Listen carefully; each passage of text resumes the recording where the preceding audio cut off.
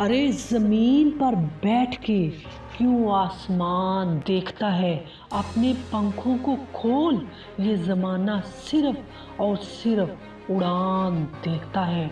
मिल जाए आसानी से उसकी ख्वाहिश किसको है?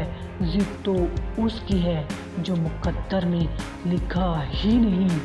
यूं ही नहीं मिलती राही को मंजिल, एक जुनून सा दिल में जगाना होता है।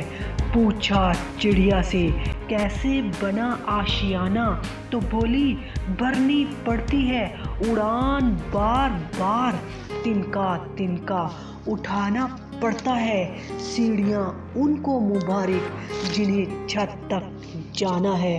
दोस्त तेरी मंजिल तो आसमान है, तुझे अपना रास्ता खुद बनाना है।